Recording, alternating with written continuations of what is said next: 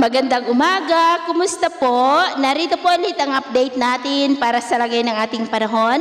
Ngayong umaga po ng November 9, 2023 na kung saan sa ngayon po ay patuloy pa rin na binabantayan ang LPA na nasa labas ng ating area of responsibility na nananatili pa rin po na banta dito sa ating bansa at base po yan sa ipinapakita ng ilang mga weather models. Samantala, easterlies pa rin ang hangin na umiihip dito po sa ating bansa na dahilan ng mga pagkakabuo ng mga localized thunderstorm na nagdudulot po ng mga pag-uulan, lalo na po yan sa dakong hapon, gabi at madaling araw.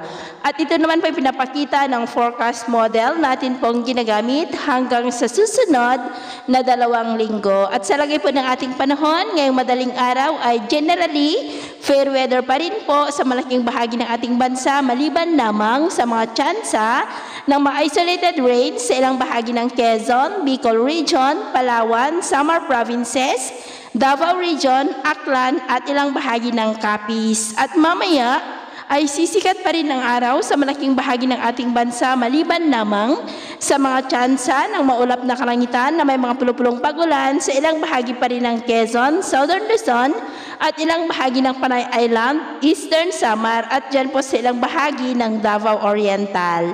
At mamayang hapon, generally, fair weather pa rin sa malaking bahagi ng ating bansa, maliban lamang sa mga tsansa na maulap na kalangitan with isolated rains, lalo na po dyan sa may southern part ng Mindanao. At sa atin naman pong mga baybayin, wala naman po tayong nakataasan ng mga gale warning signals, pero iba yung pag-ingat lamang po kung papalaot tayo para mas makaiwas sa mga sakunang pangkaragatan. So, yun po ng latest update natin sa araw na ito. At ako po muli si James na nagsasabing, sakay na ng pagsubok po na darating sa ating buhay, huwag na huwag po tayong mawawalan ng pag-asa. Thank you and God bless!